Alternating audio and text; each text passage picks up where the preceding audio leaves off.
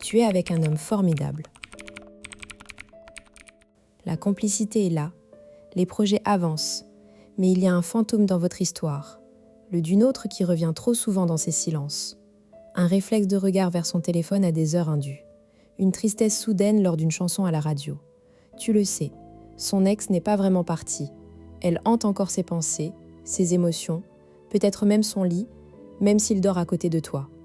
Et toi, tu te demandes comment faire pour qu'il l'oublie et qu'il soit enfin pleinement à moi.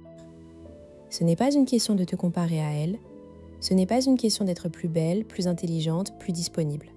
Le problème est plus profond, plus neurochimique. Son cerveau est encore accroché à une ancienne molécule de plaisir, un ancien conditionnement.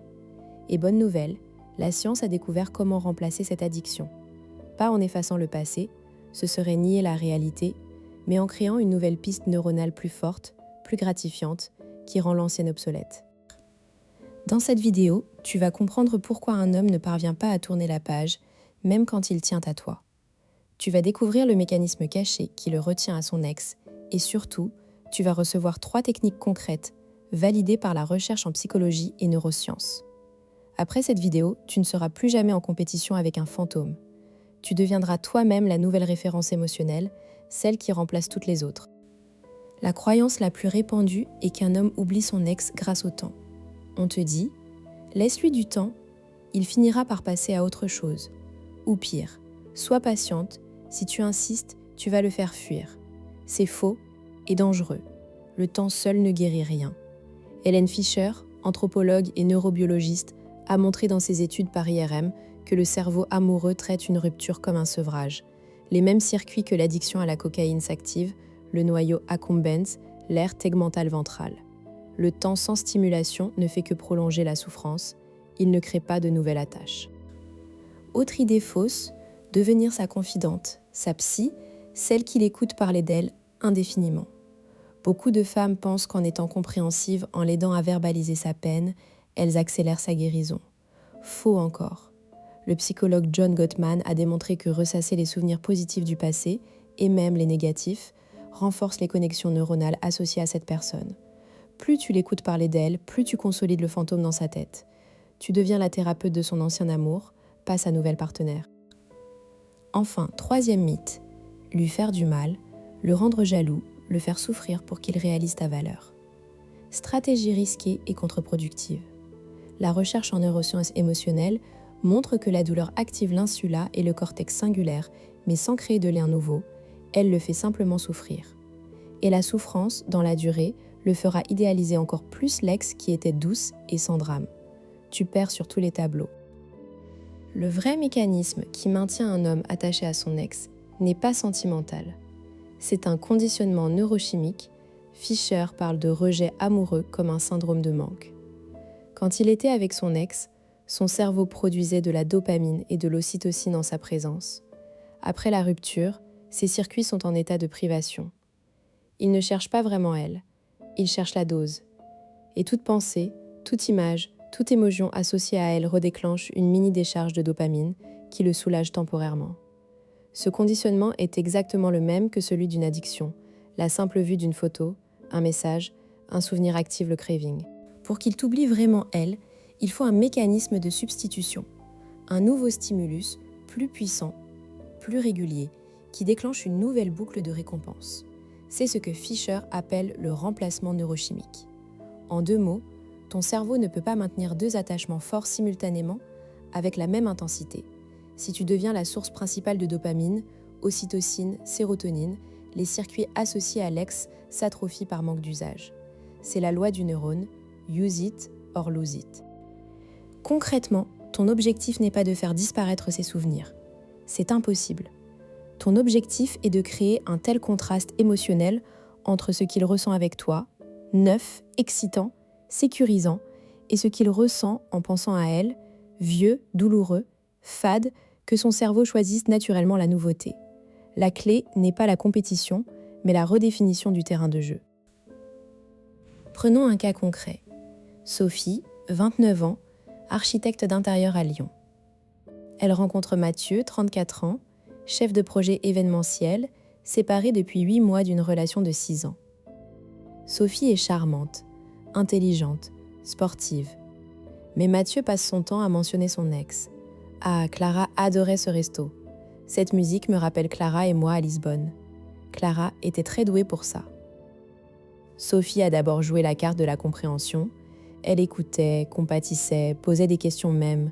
Résultat, Mathieu parlait de Clara 3 fois plus au bout d'un mois. Le fantôme prenait toute la place. Sophie a compris que le problème n'était pas Mathieu, mais le système de récompense dans lequel il était piégé. Chaque fois qu'il parlait de Clara, Sophie lui donnait de l'attention positive, de l'empathie. Renforcement. Elle a décidé d'arrêter. Elle a mis en place un protocole que je vais te détailler. D'abord, elle a cessé toute réaction positive aux mentions de Clara. Quand Mathieu disait Clara aimait ce film, Sophie répondait « Ok, moi je trouve que la réalisation est moyenne, mais le jeu d'acteur est bon. Et toi, qu'est-ce que tu en penses ?» Elle redirigeait vers le présent. Pas de regard baissé, pas de mou, neutre, puis redirection. Un soir, Mathieu lui raconte un souvenir de vacances avec Clara. Sophie se lève, va chercher 2 verres, revient et dit « J'ai une envie soudaine d'escale à Barcelone ce week-end. Ça te tente ?» Pas de réponse à son récit. Une proposition neuve, excitante. Ensuite, Sophie a créé des rituels de nouveauté. Elle a imposé un vendredi nouvelle expérience, un restaurant qu'ils n'avaient jamais testé tous les deux, un concert d'un groupe inconnu, un escape game. La chercheuse Emesh Nagy a montré que la nouveauté active fortement le système dopaminergique. Sophie est devenue la source de surprises, de découvertes. En 2 mois, Mathieu a arrêté de mentionner Clara spontanément. Quand il le faisait encore, c'était pour critiquer un défaut, ce qui est signe de distanciation. Enfin, Sophie a utilisé un levier puissant, le contraste émotionnel programmé. Une fois par semaine, elle créait un moment d'intimité de haute qualité, une longue balade main dans la main, un dîner aux chandelles, suivi d'une séparation brève. Elle partait chez une amie dormir. Ce contraste entre la connexion intense et l'absence immédiate a renforcé son manque d'elle. Son cerveau associait le bien-être à elle et la privation à elle aussi. C'est le principe de l'attachement intermittent. Mais l'élément le plus spectaculaire a été le transfert d'ancrage. Sophie a choisi un parfum qu'elle ne portait que lors de leurs moments les plus intimes. Ce parfum, une fragrance boisée, activait chez Mathieu une réaction physiologique de calme et d'excitation. Au bout de 3 semaines, une simple odeur du parfum sur un oreiller suffisait à lui rappeler elle, pas Clara. Le souvenir sensoriel de l'ex, qui était lié à une odeur neutre, fade, a été écrasé. 6 mois plus tard, Mathieu n'a plus jamais prononcé le de Clara. Sophie est devenue sa seule référence. Elle a compris qu'on n'efface pas le passé, on le rend hors d'usage. Maintenant, comment tu appliques ça dans ta vie ? Première règle, arrête de te comparer à elle. Ne cherche pas à savoir si elle était plus ceci ou cela. La seule question pertinente est « Quel état émotionnel crée-t-il quand il est avec toi ?» Si c'est de l'ennui, de la routine, de la consolation, tu perds. Si c'est de l'excitation, de la nouveauté, de la surprise sécurisée, tu gagnes.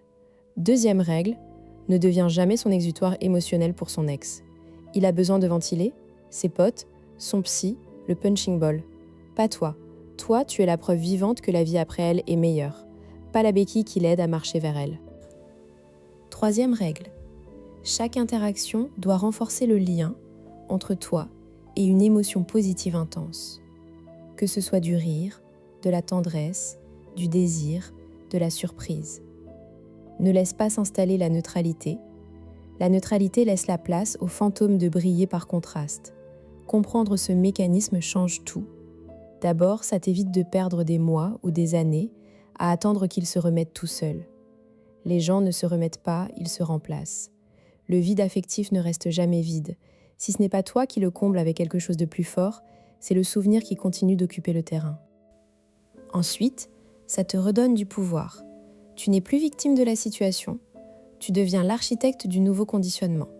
Tu ne supplantes pas une femme, tu crées une expérience irrésistible qui rend le passé inintéressant. Le combat n'est pas pour sa fidélité, mais pour l'attention de son cerveau. Enfin, ça protège ta santé mentale. Beaucoup de femmes sombrent dans l'angoisse et la jalousie rétrospective, ce qui les rend moins attirantes.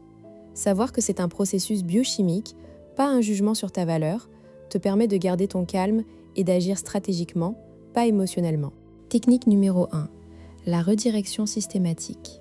À chaque fois qu'il évoque son ex sous un angle positif ou neutre, tu réponds par une phrase qui ne valide pas son récit et qui recentre sur vous. Exemple, ah oui? Ton neutre, puis immédiatement, j'ai repéré ce nouveau café vers le parc, on y va samedi? Pas de transition douce, tu coupes et tu offres un plan futur. Pourquoi ça marche? En psychologie cognitive, on appelle ça le déraillement attentionnel, tu détournes le spotlight de son cerveau vers une récompense immédiate, le projet avec toi. Tu peux aussi utiliser un code secret. Vous inventez un surnom pour son ex, absurde, genre la dame de compagnie, et chaque fois qu'il lâche le, tu dis avec un sourire. Je crois que la dame de compagnie veut qu'on commande des sushis. Il se marre, ça casse le sérieux, et son cerveau associe la pensée de l'ex à une blague légère, donc moins de désir. Variante pour les mentions négatives, s'il se plaint d'elle, ne compatis pas. Dis, ce qui est bien, c'est que toi tu sais faire du pain perdu, ça c'est un vrai talent. Convertir le négatif en complément pour lui. Renforcement positif sur lui. Technique numéro 2, la création de marqueurs émotionnels exclusifs. Tu dois choisir 1 ou 2 rituels qui sont votre signature, pas les siens à elle. Par exemple, une playlist que vous écoutez en fond sonore pendant vos moments calmes et jamais en lui. Une histoire drôle que vous répétez. Une façon de se dire bonsoir, un texte de 3 mots codés. Ces rituels créent des ancrages émotionnels propres. Plus ils sont répétés, plus ils deviennent des raccourcis dans son cerveau. Quand il les active, il pense à toi, pas à elle. Tu peux même en profiter pour remplacer les déclencheurs qui lui rappelaient son ex. Par exemple, elle portait du patchouli. Toi, tu mets une fragrance fraîche, florale, différente mais agréable. Si leur série préférée était Game of Thrones, tu lui proposes d'en découvrir une nouvelle ensemble, plus originale. Dark, par exemple. Tu ne luttes pas contre le souvenir, tu changes le canal. Important, ne l'interdis pas de voir des photos ou d'avoir des objets d'elle. Ça le braquerait. Mais tu peux subtilement suggérer de ranger. Un jour, ton tiroir est un peu chargé, tu veux qu'on fasse du tri ensemble? Il se sentira soutenu, pas commandé. Technique numéro 3. Le renforcement du manque par la nostalgie positive de vous.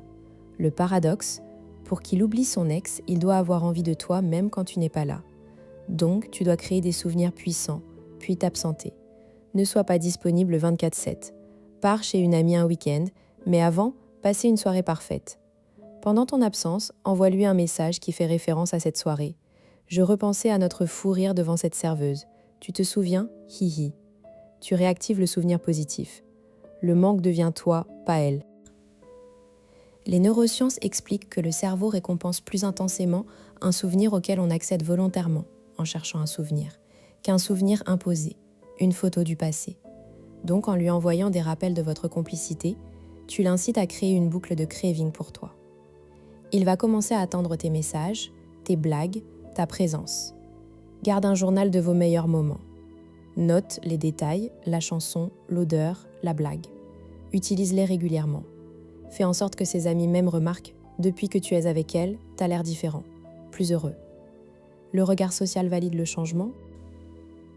Objection numéro 1. Mais si j'arrête de l'écouter parler de son ex, il va croire que je ne suis pas empathique. Réponse. Tu n'es pas sa psy, tu es sa partenaire. L'empathie dans un couple, c'est comprendre ses émotions actuelles, pas l'aider à digérer son passé. Si tu montres une ouverture, tu l'encourages à s'ancrer dans le passé. Offre-lui de l'empathie sur son stress au travail, ses projets, ses peurs. Pas sur elle, il verra la différence. Objection numéro 2. Et s'il est tellement accro qu'il ne peut pas s'empêcher de la mentionner? Alors tu es peut-être trop tôt dans la relation. Un homme qui n'est pas prêt à tourner la page ne devrait pas être en couple sérieux. Mais si tu veux tenter le coup, tu peux fixer un cadre. Je comprends que ça te fasse du bien d'en parler, mais ça me blesse. On se donne un mois où on se promet de ne pas parler de nos ex, sauf en cas de nécessité logistique. Ça nous permettra de construire nos propres souvenirs.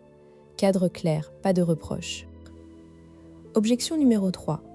Mais si je joue un jeu, je ne suis pas authentique. Ce n'est pas un jeu, c'est une stratégie d'attachement. L'authenticité, c'est de vouloir créer une vraie connexion, pas de subir une situation où tu te sens seconde. Agir délibérément pour construire un amour solide, c'est être authentique dans l'intention. Le laisser-faire naturel n'existe pas. Soit tu laisses l'ombre de son ex dicter votre histoire, soit tu prends le guidon. Rappelle-toi l'histoire de Sophie.